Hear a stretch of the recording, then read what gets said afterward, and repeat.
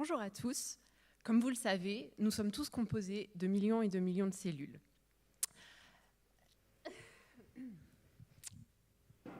Et comme vous le savez également, certaines d'entre elles sont capables un jour de dériver et de devenir des cellules tumorales.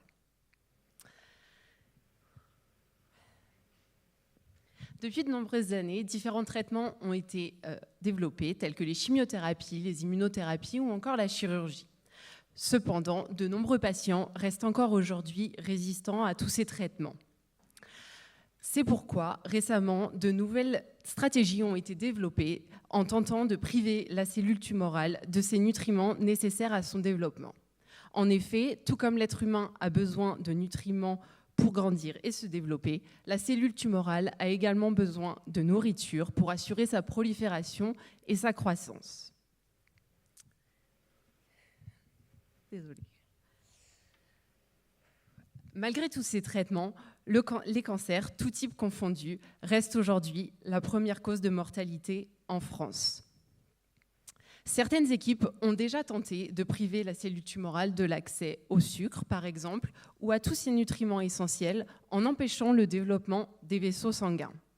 Cependant, la cellule tumorale reste très fourbe et a trouvé une issue de secours.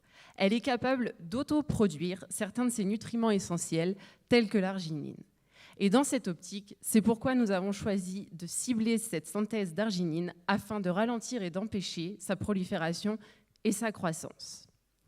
Pour ce faire, nous travaillons sur un modèle de cancer très agressif, le mélanome. En effet, mon équipe au C3M à Nice est spécialisée et travaille depuis de nombreuses années à l'étude de ce cancer. Nous avons d'ores et déjà démontré que l'arginine est impliquée dans la résistance au traitement. Et nous avons également démontré qu'en bloquant cette synthèse d'arginine, certains traitements, tels que les immunothérapies, redeviennent efficaces et permettent ainsi de ralentir la croissance des tumeurs. Pour comprendre les mécanismes à l'origine de cette résistance, nous réalisons notamment des études de biologie moléculaire et de génomique.